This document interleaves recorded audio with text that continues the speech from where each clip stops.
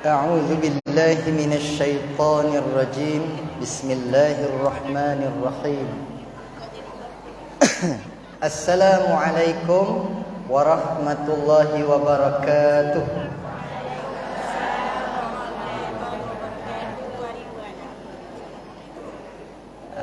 Semoga kaum selamat, mendapat rahmat dan mendapat berkat daripada Allah Subhanahu wa taala.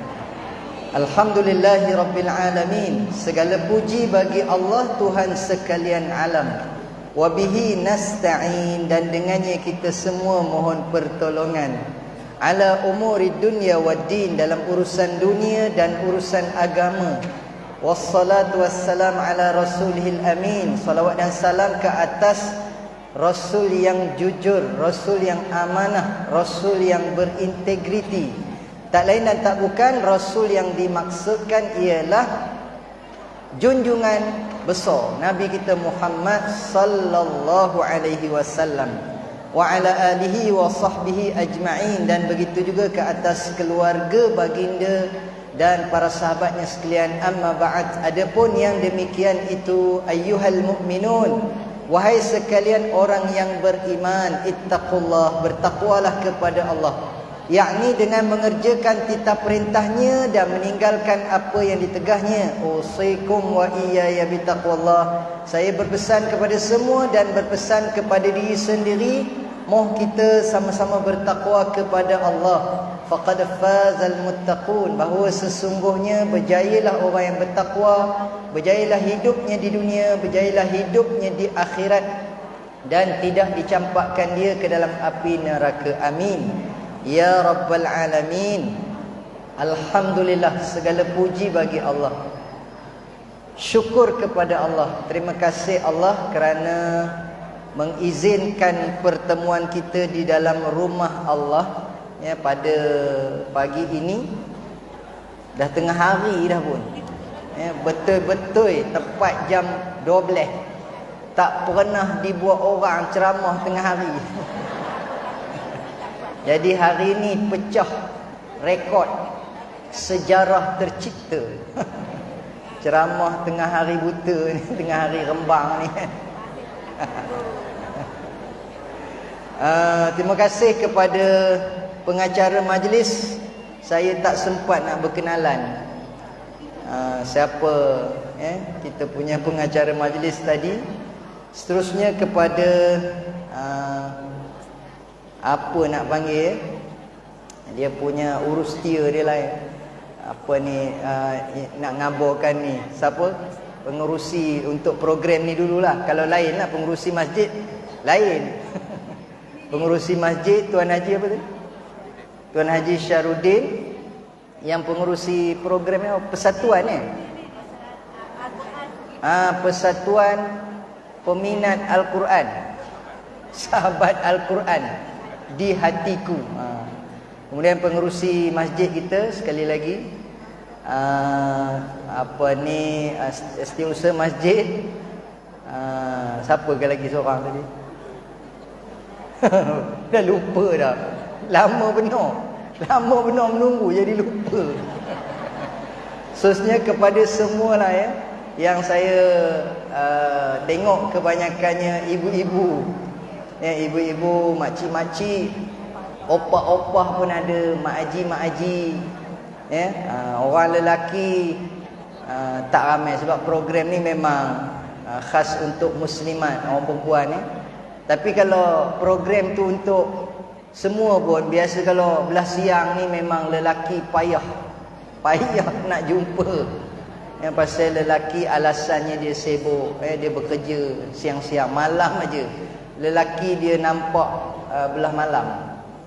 Baik, jadi tanpa melengahkan masa lagi lah, saya teruskan dengan tazkirah saya. Sebab kalau ikut pukul 11 kan dalam tentatif tu. Jadi yang bagusnya bila mula lambat ni, ceramahnya habis cepat. Ceramahnya tak boleh dah lama sangat ya, pasal orang pun dah rasa kebeh. Dah rasa kebeh duduk lama-lama kan, dah lenguh.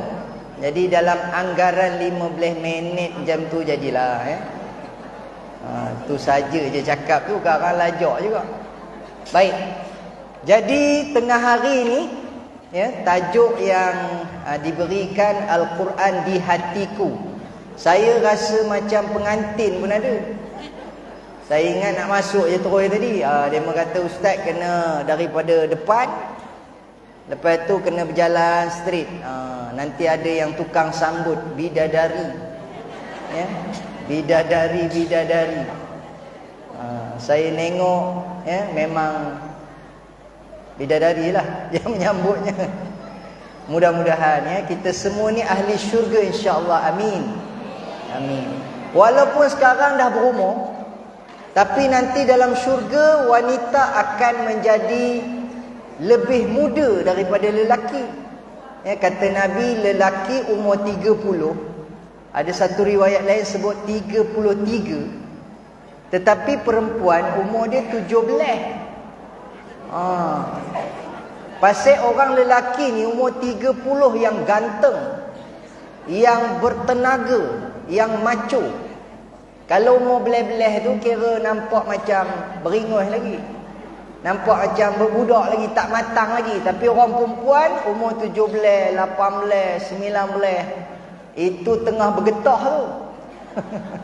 Kan? Itu ada perbezaan umur tu lah. Tapi apa pun tak kisah, kita semua akan masuk syurga, balik kampung kita. Ya, asalnya daripada syurga, kita akan balik ke syurga. Amin. Ya Rabbal Alamin. Dan istimewanya pula, ya, walaupun kita dah jadi ahli syurga, golongan yang bersama dengan Al-Quran, bersahabat dengan Al-Quran, ahli Quran, dia akan ditempatkan pada satu kedudukan yang istimewa di dalam syurga. Ahli syurga tidak semua sama dia punya tingkatan dia, tapi sahabat Al-Quran dia ada satu kedudukan yang istimewa. Ya, malah diceritakan dalam hadis, orang yang bersahabat dengan Al-Quran dah masuk syurga pun dia nak baca Al-Quran. Padahal dalam syurga tak ada lagi yang namanya ibadah. Solat tak payah, puasa tak payah, baca Quran tak payah. Enjoy. Shopping. Dalam syurga boleh shopping. Siapa yang gemar shopping, ya, kata Nabi, dalam syurga ada suqul jannah, ada pasar, ada mall. Lagi besar daripada apa ke mall di Teluk Intan ni? The Store. Alamak, lupa pula nak silent, dengar pula Shopee ni. Aduh, kantoi. Lagi besar daripada The Store, lagi besar daripada Billion, lagi besar daripada Giant. Giant pun dah tutup. Kan? Dalam syurga ada mall, ada pasar raya. Siapa yang gemar shopping, dalam syurga boleh shopping. Tapi ahli Quran, sahabat Al-Quran, kata Nabi, mulut mereka terkumat kamit. Lalu ditanya sahabat syurga yang lain, apa kehemika mulut kumat kamit? Ustaz dalam syurga cakap perak. Ini alih bahasa. Ada yang kata dalam syurga cakap Arab. Macam mana saya tak pandai Arab ni? Macam nak cakap Arab? Pastikan dapat masuk syurga, automatically boleh bercakap Arab, walaupun tak pandai cakap Arab. Kita bila nak pergi Mekah, belajarlah Arab, belajar cakap Arab. Jadilah belajar 1, 2, 3, 4, 5. Wahid, Ithnain, Thalatha, Arba'a, Khamsa. Kenapa belajar sampai 5? Jadilah boleh beli korma 5 kilo. Pasal nak beli korma, rupanya sampai sana demo cakap Melayu pula. Kan? Kita punyalah nak cakap Arab, dia pula cakap Melayu. Ibu, bapa, mari beli, lihat dulu, murah-murah pula dah. Jadi kenapa mulut kamu terkumat kamit? Kata ahli syurga ni tadi, saya rindu nak baca Al-Quran. Masya Allah, rindu nak baca Al-Quran. Dulu masa atas dunia, pantang ada kelas Al-Quran, kelas tajwid. Ya, kelas taranum, apa sajalah yang namanya kelas Al-Quran, dia pasti akan join. Tapi hari ini saya dipahamkan selain daripada yang memang sahabat, orang yang persatuan, persatuan sahabat Al-Quran ni, ada juga yang daripada bukan persatuan, dia datang juga nak dengar ceramah. Alhamdulillah, tahniah. Tahniah kerana turut serta bersama. Mudah-mudahan terbuka hati pula lepas ni nak join pula persatuan ni, insya-Allah. Sebab orang yang bersahabat dengan Al-Quran tidak akan rugi sampai bila-bila. Takkan rugi orang yang pandai Al-Quran. Khairukum man ta'allama Al-Quran wa 'allamah. Sebaik-baik kamu, semulia-mulia kamu, kata Nabi, ialah golongan yang belajar dan mengajarkan Al-Quran. Siapa yang belajar, padahal belajarnya kokak-kokak bacanya. Nabi kata yuta'ti'u ataupun yatata'ta'. Bacanya apa kita panggil? Terkedik-kedik, terbenak-benak, kan? Tergagap-gagap. Falahu ajran, baginya 2 pahala. Bayangkan, baca gagap, baca pun terbenak-benak, terkedik-kedik, dapat 2 pahala.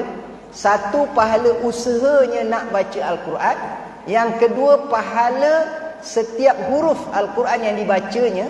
1 huruf 10 pahala. Bayangkan, baca terkedik-kedik 2 pahala. Kalau baca lancor, nasib baik ceramah ni di Perak. Cakap lancor dia tak katalah mencarut. Saya ceramah di luar, saya kata kalau baca pun tak lancor, ustaz mencarut katanya. Cakap lancor. Kan?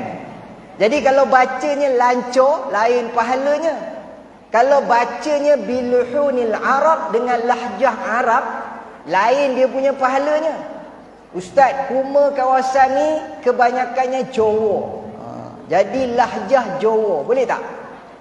Kan? Alam nasrah laka sadrak wa wadahna anka jikrak alaji angka jajarak.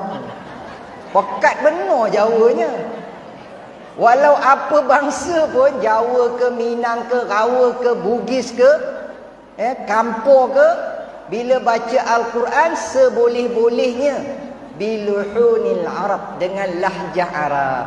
Tapi kalau tak boleh juga, dah asah, dah kikih, bukan asah, dah kikih lidah.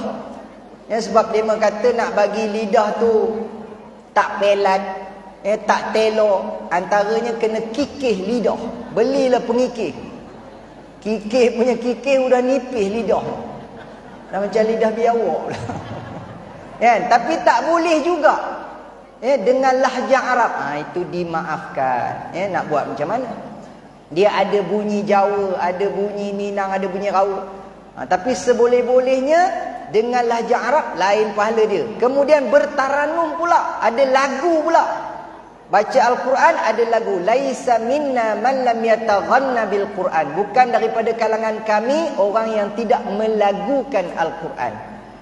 Tambah-tambah kalau dia imam, lagilah kena baca tu bagi ada lagu.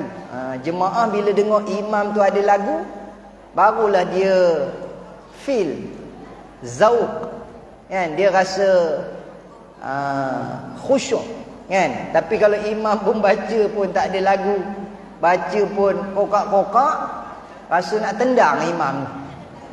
Ibaratnya gitulah. Jadi baca tu biar ada lagu. Maknanya kena belajar jugalah taranum dengan Ustaz Zamhana. Contohnya lah saya pasal malam tadi ada Ustaz Zamhana. Saya ceramah, dia duduk depan. Saya kata Ustaz nyorok dia sikit. Kalau time saya nak baca Quran, Ustaz ada saya lupa pula. Hilang taranum saya. Saya pun boleh ikut taranum. Tapi dia tak bunyi Bayati, Hijaz, Nahawan, Jiharkah. Dia bunyi Hindustan. Dia lagu lain. Pasal kita bukan orang jenis pandai berlagu, kan? Jadi kan, boleh? Dah 15 minit dah. Dah boleh berhenti dah, kan? Sebab di belakang tu nampak macam dia kata, ini dah kita nak kena berhenti dah ni. Nak bagi hadiah ramai ni. Kan? Okey. Jadi tadi tu belum start lagi tau. Baru mukadimah. Ini baru nak start. Sebenarnya saya nak cerita hari ni tentang takrif ataupun definisi Al-Quran. InsyaAllah saya cuba laju-lajukan. Yang saya kata 15 minit tadi mukadimah. Ceramahnya dalam 2 jam. Ya, sampai Zuhur. Boleh? Betul ke ni? Boleh? Saya dengar di belakang boleh belah. Boleh belah dia kata kan. Baik, apa maksud Al-Quran? Bila kita tahu maksud Al-Quran, definisi Al-Quran sekurang-kurangnya kita akan rasa, tak boleh jadi ni. Lepas ini kena ni. Ya? Pasal kita ni pun kalau ikut umur dah tobin dah ni. Dah kutir dah ni. Kalau tak reti lagi Al-Quran, macam mana gaya ni? Kan? Kita pula tak tahu bila masanya. Sehari 2 lagi ke, entah ke tengah dengar ceramah tengah hari ni, udah meninggal.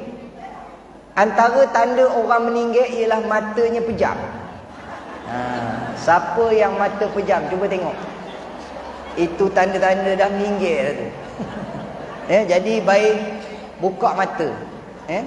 Baik, apa definisi Al-Quran? Al-Quran ialah semulia-mulia kalam. Bila sebut Al-Quran, semulia-mulia kalam. Kalam yang paling mulia ialah namanya Al-Quran. Sebab itu tak sama. Bila kita nak baca Al-Quran, nak pegang Al-Quran dengan nak baca majalah, nak baca surat khabar, nak baca buku, nak baca Facebook, nak baca WhatsApp, dia tak sama macam kita baca Al-Quran. Dia ada adab dia. Antara adabnya ialah mesti dalam keadaan suci. Ustaz, saya dah mandi dah Ustaz. Dah sabun dah. Shampoo pun dah. Dah bubuh deodorant lagi. Ketiak saya pun wangi, tak ada masam. Dah dalam keadaan yang suci, bersih. Jadi maksud suci di sini mestilah sudah ada wudu. Ataupun kalau belum mandi wajib lagi, kena mandi wajib dulu, kena ada wuduk dulu, barulah kita boleh memegang mushaf Al-Quran. Melainkan kalau darurat, Al-Quran terjatuh, jangan kita biar pula kan, tak ada wuduk. Masa itu kita boleh angkat Al-Quran itu dengan segera walaupun dalam keadaan tidak berwuduk. Tetapi dalam keadaan memang sengaja kita nak memegang Al-Quran, mesti ada wuduk. Maknanya kena dalam keadaan suci. Nak baca surat khabar tak perlu ada wuduk. Itu maksudnya perbezaan. Dia bukannya kalam yang sembarangan. Dia kalam Allah Subhanahu wa ta'ala. Kemudian apabila kita nak baca Al-Quran, tidak wajib ada wuduk kalau nak baca sahaja. Tetapi disunatkan, sangat digalakkan kita dalam keadaan berwuduk. Malah berwuduk itu bukan hanya semata-mata nak baca Al-Quran. Kalau tak ada apa-apa pun, tak ada nak solat, tak ada nak baca Quran pun, sentiasa dalam keadaan berwuduk itu pun sangat-sangat digalakkan. Bila batal je, kentut aja, perbaharui wuduk, tajdidul wuduk. Ada tak siapa-siapa dalam dewan solat hari ni dia rasa nak terkentut? Kan? Kalau ada pun takkan nak khabar Ustaz. Malam tadi saya ada sebut dekat masjid As-Sa'adah, kampung Selabak, 3 adab kentut. Yang pertama, siapa nak terkentut, dia tak boleh berada dalam jamaah. Dia tak boleh duduk dalam khalayak. Dia mesti keluar. Sebab apa? Sebab kentut ialah mengeluarkan gas beracun. Tidak ada orang yang gemar, yang suka bau kentut. Setakat ni tak jumpa lagi. Bila kawan dia kentut, dia sedut. Kan? Melainkan semua orang tak suka bau kentut. Jadi siapa nak kentut, kena keluar. Ustaz, tak dan. Ini adab kedua.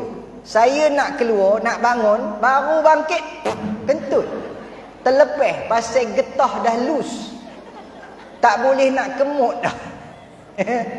Tak ada nak kemut, dia terlepeh. Siapa terkentut, hendaklah dia berpura-pura tidak kentut. Siapa kentut, jangan mengaku. Dia dah lah kentut, dia tengok orang. Apa tengok-tengok? Tak pernah tengok orang kentut, katanya. Maknanya dia mengaku dia kentut. Dan dia macam bangga pula dia kentut. Tak boleh. Dia kena buat bodoh je. Dan yang ketiga, siapa tahu kawan dia kentut, jangan ketawakan. Lima tadhaku mimma taf'al. Kenapa kamu ketawakan sedangkan kamu pun kentut juga? Sebab mengetawakan orang kentut mengaibkan dia. Adab kentut pun ada. Tiba-tiba cerita kentut pula masuk. Jadi kentut menyebabkan batal wuduk. Kemudian dia pergi ambil wuduk balik. Sentiasa dalam keadaan berwuduk. Itu bagusnya. Baik. Seterusnya, definisi Al-Quran ialah semulia-mulia kalam yang diturunkan melalui perantaraan semulia-mulia malaikat, iaitu malaikatu Jibril alaihi salam. Bayangkan, ibu-ibu sekalian, Al-Quran ni semulia-mulia kalam Allah, nak diturunkan kepada semulia-mulia Nabi dan Rasul Nabi Muhammad melalui perantaraan. Kalau bahasa kita panggil postman lah, kira pengutus surat. Tapi kita tak bolehlah kata malaikat Jibril tu postman pula. Perantaraannya pun adalah dipilih di kalangan semulia-mulia malaikat, iaitu malaikat Jibril alaihissalam. Dia merupakan sayyidul malaikah, penghulu malaikat. Siapa pernah tengok malaikat Jibril? Siapa kata ustaz, saya nampak malaikat? Maknanya tak lama lah tu. 3 kali Jumaat je lagi. Dah buang terbiat dah tu. Sebab kita duduk dalam majlis ilmu ni, ada banyak malaikat dekat atas kita, tapi kita tak nampak. Dema tengah parking. Asalnya kata Nabi, dema terbang. Bila nampak ada majlis ilmu, mereka akan landing dan parking, menghamparkan sayap-sayap mereka sambil berdoa kepada Allah supaya diampunkan orang yang berada dalam majlis ilmu, dirahmati dan diberkati hidup mereka. Jadi untungnya kita ni, kita duduk di bawah sayap para malaikat yang berdoa untuk kita. Jadi selama kita duduk dalam majlis ilmu ni, lagi lambat habis, lagi banyaklah doa yang kita akan dapat daripada para malaikat. Jadi kita jangka berhenti sampai Zuhur 1:30. Boleh? Boleh belah. Baik. Jadi para malaikat, ketuanya malaikat Jibril alaihissalam. Kata Nabi, aku tengok malaikat Jibril kali pertama masa bila? Kali pertama Nabi tengok malaikat Jibril dalam rupa yang original, masa Isra' dan Mi'raj. Masa tu Nabi sendiri terkejut. Bapak, kalau orang Perak lah, bapak besarnya. Sebab selama hari ni, masa Nabi terima wahyu, ada banyak cara Nabi terima wahyu. Salah satunya ialah malaikat Jibril datang bertemu dengan Nabi, menyerupai lelaki yang handsome. Siapa pernah tengok lelaki handsome? Ciri-cirinya apa dia? Pakaiannya putih, tersangat putih. Cuba tengok, ada tak lelaki dalam masjid ni yang pakai baju putih? Nampaknya saya dah terkeluar lah. Tak dapat lah. Ada tak? Lelaki tu pakai baju putih, tersangat putih. Okey, ciri yang kedua, kata Nabi, rambutnya hitam, tersangat hitam. Cuba tengok balik yang tunjuk tadi, ada tak? Rambutnya hitam, tersangat hitam. Kemudian bila dia berjalan, la yura alaihi atharus safar, tidak nampak kesan perjalanan. Kalau dia berjalan tu tak nampak kesan ataupun bekas tapak kaki. Oh, kita pula cara nak nengoknya, kita nonggin. Kan? Pasal nak tahu hantu ke tak, dia tak jejak tanah. Kan? Kita pun nonggin. Pasal apa nonggin? Sebab bila kita tengok dia tak jejak tanah, senang nak cabut lari.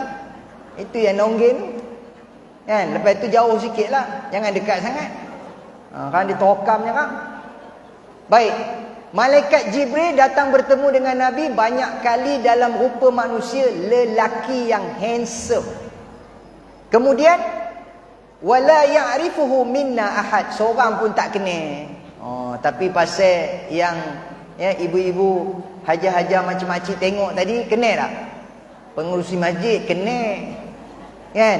Tapi kalau ada lelaki tu tak kenal, handsome, bajunya putih, rambutnya hitam, berjalan tak ada kesan tapak kaki, itu ciri-ciri malaikat. Kan? Ciri-ciri malaikat. Kebiasaannya malaikat Jibril datang jumpa Nabi dalam rupa manusia. Tapi Nabi tengok malaikat Jibril ketika Isra' dan Mi'raj, dia merupa dirinya yang sebenar. Kata Nabi, besar. Besar mana? Kata Nabi, malaikat Jibril ada 600 sayap. 300 sebelah kanan, 300 sebelah kiri. Satu sayap dihamparkan minal masyriqi wal maghrib, daripada timur ke barat.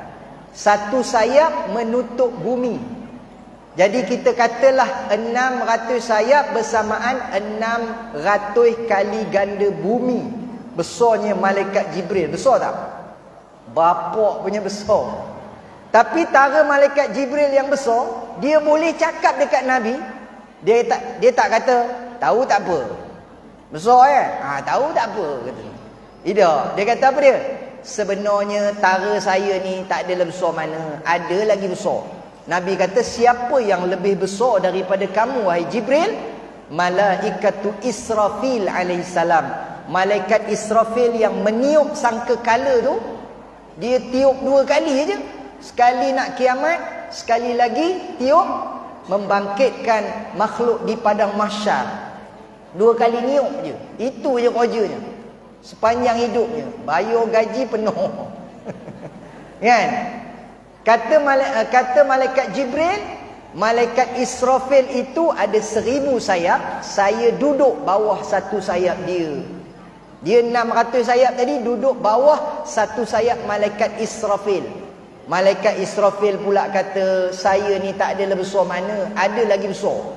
Jadi saya pendekkan ceritanya, yang paling besar malaikatu hammalatul arsh, malaikat yang menanggung arasy ataupun istana Allah. Ada 8 malaikat. Itu adalah malaikat paling besar. Kesemua malaikat duduk bawah satu sayap malaikat hammalatul arsh. Baik, tapi nak ceritanya Al-Quran siapa yang bawa? Malaikatu Jibril alaihissalam. Malaikat Jibril, semulia-mulia malaikat. Diturunkan kepada semulia-mulia Nabi dan Rasul. Siapa dia Nabi dan Rasul yang paling mulia? Jawapannya tak lain dan tak bukan Nabi Muhammad sallallahu alaihi wasallam. Sementara teringat ni kan, selalu iklan lah. Ini iklan tengah-tengah. Kan? Nabi Muhammad Isra' daripada Masjidil Haram ke Masjidil Aqsa. Sampai dekat Masjidil Aqsa, Nabi naik ke atas masjid. Nabi mengimamkan solat kepada sekalian Nabi-Nabi dan Rasul. Itu kata ulama memberi isyarat bahawasanya kemuliaan Nabi kita Muhammad sallallahu alaihi wasallam, yang mana sekalian Nabi-Nabi mempersilakan Nabi kita menjadi imam, menjadi penghulu, menjadi ketua untuk solat kepada sekalian Nabi-Nabi. Masya Allah. Jadi iklan dia apa? Saya nak pergi ziarah Masjidil Aqsa bulan 3 nanti. Kalau ada yang nak ikut, ada masa 8 hari je lagi sebelum tarikh tutup. Tarikh tutup 20 hari bulan. Murah aja. Kejap lagi. Sekarang baru kabur berapa harga. Ziarah Masjidil Aqsa. Dekat mana Ustaz? Masjidil Aqsa. Yang saya tahu Masjidil Aqsa ni dekat India katanya. Kan? Itu nampak benar tengahnya. Apa keteruk benar kan? Setakat ni tak ada lain jawab itu. Nak katanya Masjidil Aqsa itu tempatnya dekat Palestin. Jadi bila sebut Palestin, mesti ada yang tanya, tempat tu kan bahaya ustaz, buat apa cari naik? Kita tak payahlah pergi Masjid Aqsa, Masjid Taqwa je cukup lah. Kan? Sebab Nabi yang suruh. Kalau ada kemampuan, ada kesempatan, ada rezeki lebih, Nabi kata la tushaddur rihal illa ila thalathati masajid. Jangan bersusah payah untuk sampai 3 masjid. Masjidil Haram di Mekah, Masjid Nabawi di Madinah, dan yang ketiga Masjidil Aqsa di Palestin. Iklan sekejap. Baik. Siapa dia? Nabi Muhammad sallallahu alaihi wasallam, penghulu sekalian nabi dan rasul. Al-Quran diturunkan kepada Nabi Muhammad sallallahu alaihi wasallam, penghulu sekalian nabi dan rasul. Baru ni dekat Perak FM, kalau ada siapa dengar lah ya, saya nak kabur pun sebenarnya malu. Baru 2 minggu ni saya menggantikan tempat Ustaz Kazim. Walaupun mungkin ada yang tak berapa nak gemar lah. Dia kata Ustaz Yub ni pula mana layak ganti tempat Ustaz Kazim. Saya pun asalnya tak nak juga. Tapi permintaan daripada Perak FM, saya ganti rancangan Mufassirin setiap hari Khamis pukul 3 petang. Ada dengar? Cuma dalam tafsir surah Luqman menceritakan ayat 1 sampai ayat 5, siapa yang berpegang dengan Al-Quran, berpandu dengan Al-Quran, bersama dengan Al-Quran, bersahabat dengan Al-Quran, dia akan mendapat hudan, petunjuk. Dan yang kedua, dia panggil rahmat, petunjuk dan rahmat. Itu disebut dalam ayat itu. Kemudian kalau kita tengok dalam terjemahan, dia tak bahas lah benda tu, tapi dalam tafsir, orang yang bersama dengan Al-Quran akan dapat hudan. Hudan maknanya petunjuk. Apa maksud petunjuk? Ulama kata yang pertama, siapa dapat petunjuk Al-Quran, dia akan menjadi ringan dan mudah untuk beribadah. Siapa yang bersama dengan Al-Quran ni, cuba perhati. Kalau nak sedekah, dia jadi ringan ke berat? Ustaz, semenjak saya join majlis kelak-kelak Al-Quran ni, saya rasa jadi mudah nak bersedekah. Sebelum ni saya kedekut tak hidup masin. Tapi lepas dah saya belajar Al-Quran apa semua ni, saya jadi ringan. Saya jadi tak kisah dah. Saya sedekah pun saya tak tengok dah berapa. Dulu saya tengok je, pilih yang paling kecil sekali. Pilih yang paling yang paling kecil lah. Yang sekarang ni saya tak tengok dah. Ada seorang pakcik tu dia jawab macam tu. Saya kata bagus pakcik. Pakcik kalau sedekah tak tengok. Tak tengok Ustaz. Saya selok aja. Saya bubuh aja semua. Macam mana pakcik boleh dapat kekuatan buat macam tu? Macam ni caranya saya nak ngajar Ustaz. Ustaz pun tak dapat lagi katanya. Saya dah sampai dah. Saya dah dapat dah. Macam mana caranya? Sebelum saya datang masjid, saya bubuh RM1 dalam poket.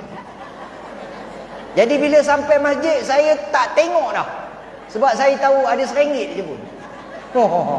Cerodik juga. Dia punya idea dia tu. Sebab sedekah ni kalau dapat sampai tahap seluk poket, bubuh semua. Tu hebat tu. Pakcik ni kata, dah lama saya buat Ustaz. Daripada dulu lagi. Saya bubuh RM1. Sampai masjid, saya seluk je. Saya tak tengok berapa. Dah tahu ada RM1 je pun. Baik. Kat mana tadi? Lupa pula dah.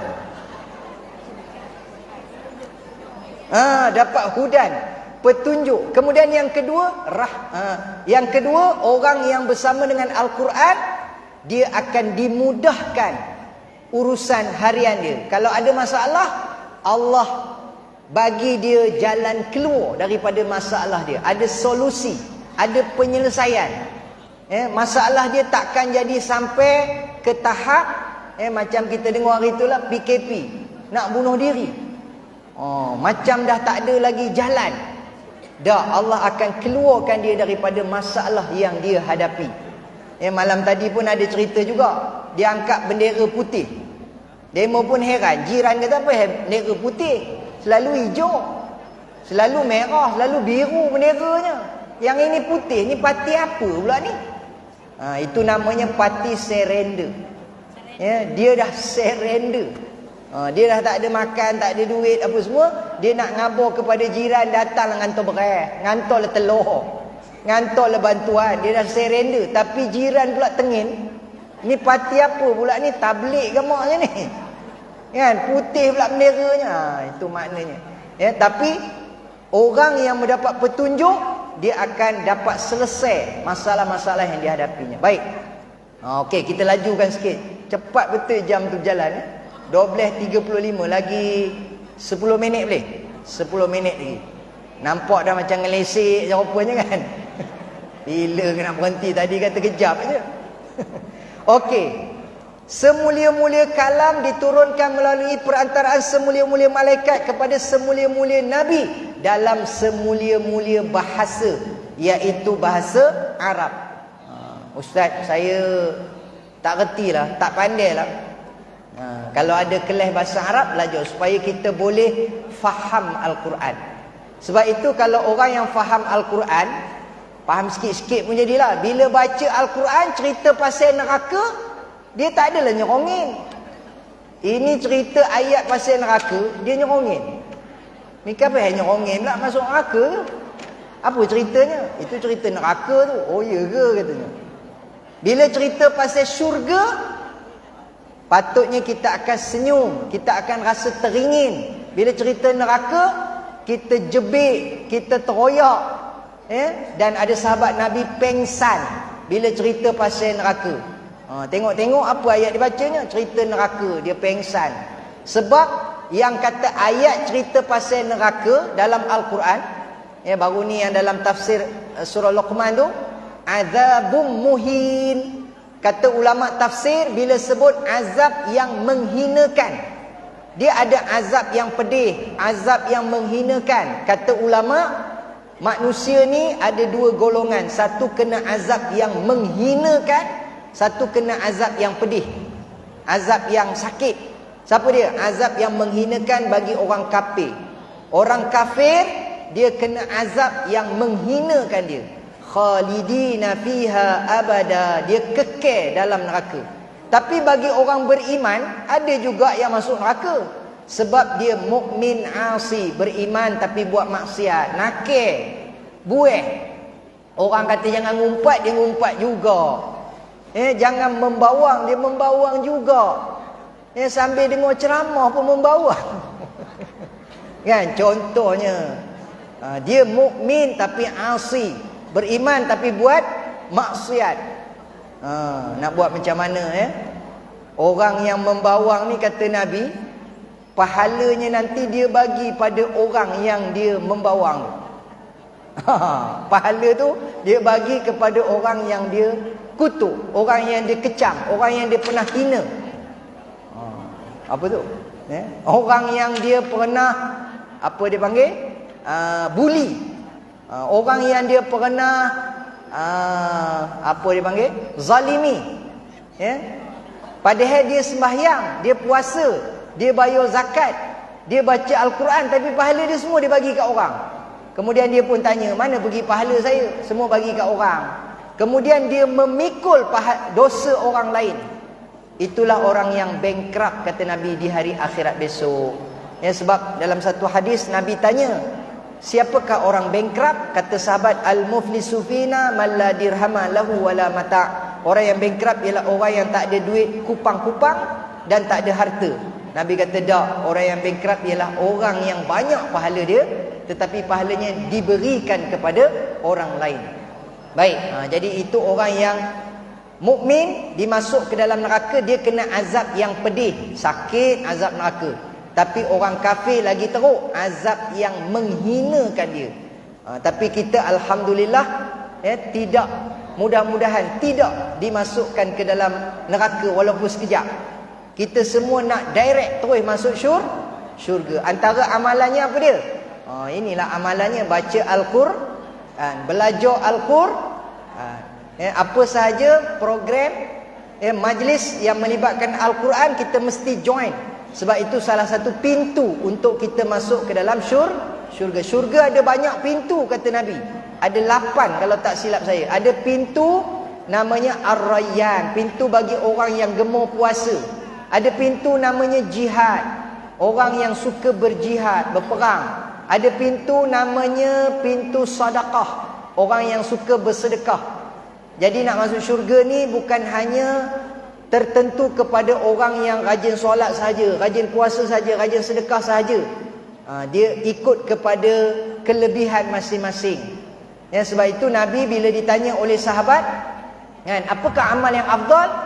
Kata Nabi, amal yang afdal ialah solat pada awal waktu. Waktu yang lain pula ditanya kepada Nabi, apakah amal yang afdal? Amal yang afdal ialah berbakti kepada ibu bapa. Kemudian ditanya pula pada waktu yang lain, apakah amal yang afdal? Ya, solat awal waktu, berbakti pada ibu bapa, berjihad, berperang pada jalan Allah. Jawapan Nabi berbeza-beza. Kata ulama, kenapa Nabi ni tak konsisten jawab tak sama? Sahabat ni lain, sahabat ni tanya, lain jawapannya. Sahabat ni tanya, lain jawapannya. Lalu kata ulama, Nabi tengok kepada siapa yang bertanya. Rupanya yang tanya ni, sahabat ni, ya Rasulullah, apakah amal yang afdal? Amal yang afdal, kata Nabi, ialah berbakti kepada ibu bapa. Maksudnya apa dia? Dia ni kalau bab solat, nombor 1. Memang dia celapak awal datang ke masjid. Solat berjemaah, awal waktu sah pertama. Tapi rupanya dalam menyantuni ibu bapanya dia kurang sikit. Sebab itu ada di kalangan kita ni yang rajin semayang, tapi dekat rumah dia smack down isteri dia. Dia belasah anak dia. Dia cakap kasar dengan ibu bapa dia. Dia kurang sikit bab itu. Lalu Nabi kata amal yang afdal ialah berbakti dengan ibu bapa. Ya, ada seorang sahabat tanya, ya Rasulullah, kalaulah saya gendong mak saya, semayang saya gendong, ke mana-mana saya gendong, pergi pasar, pergi bilion saya gendong mak saya, pergi khatam Quran pun saya gendong mak saya pikul mak saya, pergi haji pun saya pikul mak saya. Macam mana tu? Acana tu. Ya? Lalu kata Nabi, kamu pikul lah macam mana pun, kamu belum lagi membalas, ya, jasa ataupun bakti ibu kamu. Kan? Ada seorang dia panggil apa ya? Dia ni nak panggil sahabat ke? Apa ya? Uwais Al-Qarni. Yang dia pikul mak dia daripada Yaman ke Mekah mengerjakan haji. Dia pikul mak dia jauh tu. Kan? Maka sebab itulah doa dia mustajab. Itu nak cerita tadilah, hadis-hadis Nabi tu berbeza-beza. Jadi pintu nak masuk syurga ni, ada pintu orang yang bersahabat dengan Al-Quran. Ya, malah kalau kita dengar bukan kata di akhirat saja, dalam kubur pun biasa dengar tak hadis, ketika malaikat Munkar dan Nakir sampai, malaikat Munkar dan Nakir terkejut. Siapa pula dia ni? Kan? Maksudnya ada orang duduk sebelah kita. Digambarkan dalam hadis tu pemuda yang handsome. Ustaz saya ni perempuan, nanti yang meneman saya tu pemuda juga ke? Dia bukan pemudi, Nabi sebut pemuda. Okey lah tu. Kan? Pasal kalau orang lelaki selalu cerita bidadari je. Orang perempuan bagilah pemuda pula. Jadi bila malaikat Munkar dan Nakir tengok, siapa pemuda yang ada di sebelah jenazah ni? Kan? Lepas tu malaikat Munkar dan Nakir kata, boleh tak beransur? Dia pun cakap berak je. Boleh beransur tak? Boleh tak belah? Teman nak nyo'eh dia ni. Teman nak nyo'eh dia. Teman ada kerja dengan dia. Ada hand dengan dia. Nak nyo'eh dia. Lepas tu pemuda tu kata apa? Tak nak. Kan? Boleh tak beransur? Tak nak. Kan? Lalu malaikat Munkar dan Nakir kata, payahlah apa ini. Ada orang lain pula. Rupanya pemuda itu peguam kepada si mati ini. Ya, katanya dia ialah Al-Quran. Dia Al-Quran. Dia yang akan jadi peguam kita. Dia backup kita. Malaikat Munkar dan Nakir nak soal lebih-lebih. Ni, nampak ni. Kan? Ibaratnya gitulah, orang yang bersahabat dengan Al-Quran ni banyak sangat dia punya kelebihan dia. Maka sebab itu jangan bagi alasan kata saya ni ustaz dah halang-halang tak reti, biar terus tak reti. Saya hantar cucu saya aja kelas Al-Quran. Opah dengan atuknya dah halang-halang menyeluk perkasam, dah tak reti, biarkan tak reti. Sekurang-kurangnya walaupun kita dah berumur, dah tua, tetapi reti sikit-sikit pun jadilah. Jangan langsung tak reti, tak patut. Baik. Patutnya dah berhenti dah ni. Sikit lagi. Diturunkan pada semulia-mulia malam, iaitu malam Al-Qadar, pada semulia-mulia bulan, iaitu bulan Ramadan. Membacanya merupakan ibadah. Setiap satu huruf digandakan sehingga 10 pahala. Kata Nabi dalam hadis, man qara'a harfan min kitabillah falahu hasanatun wal hasanatu bi'ashri amsalihha. Barang siapa baca satu huruf, dia akan dapat satu kebajikan, satu diganda menjadi 10. Maknanya 10 lah, 10 markah, 10 pahala satu huruf. Cuba kira, Bismillahirrahmanirrahim, ada berapa huruf? 5 saat daripada sekarang. Tak sempat nak kira satu. Ustazah dah jawab dah. Kan? 19 kali 10, 19 huruf kali 10, 190 pahala. Baru baca basmalah. Bismillahirrahmanirrahim. 19 kali 10, 190. Bayangkan kalau kita baca surah Al-Fatihah. Siapa pernah kira berapa huruf? Surah Al-Fatihah 120. Iyalah tu. Saya pun tak kira, saya tanya aje. Kan? Kalilah dengan 10. Tu belum baca lagi surah Al-Baqarah, surah terpanjang dalam Al-Quran, 286 ayat, 2 juzuk setengah. Cekalikan dengan 10. Tapi Nabi pernah pesan, Allah tidak jemu memberi pahala, tetapi bimbang kamu jemu berbuat pahala. Maknanya jangan over. Lepas dengar ceramah ni, balik semangat. Jangan terus bantai nak baca 30 juzuk. Ustaz, lepas dengar ceramah ustaz ni, saya rasa semangat ni, saya nak baca 30 juzuk. Lepas baca, terjelepik, terjelir lidah.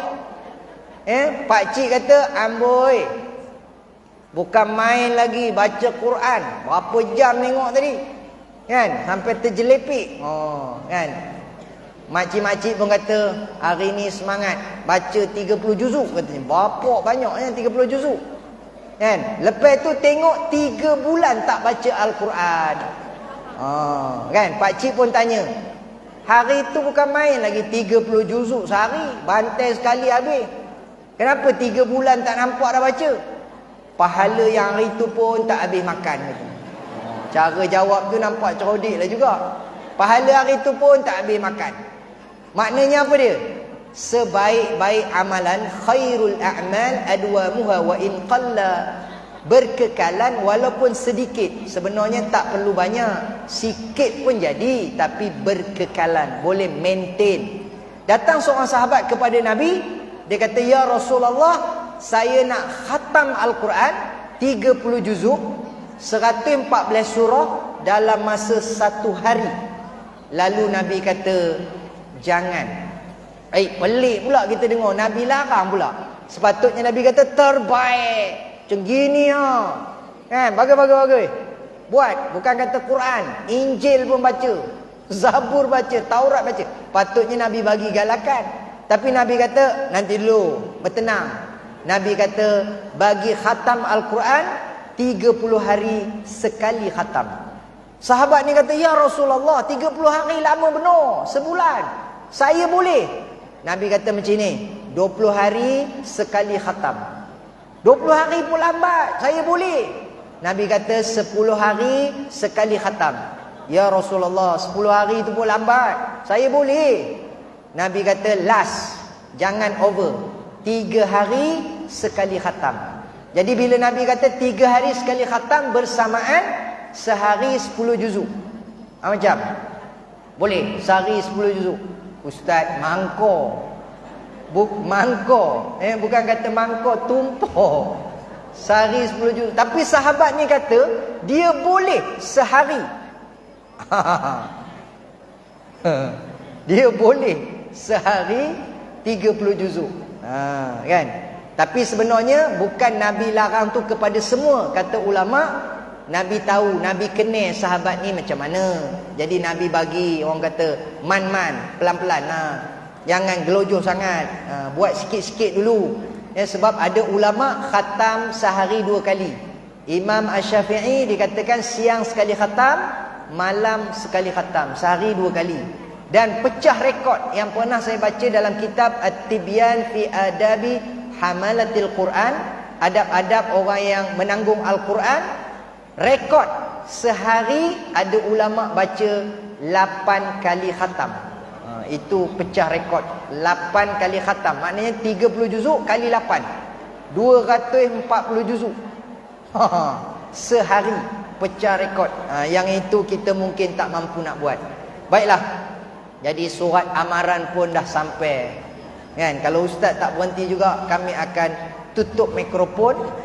Kalau tak berhenti lagi, kami angkat ustaz, ya? Ayat dalamnya.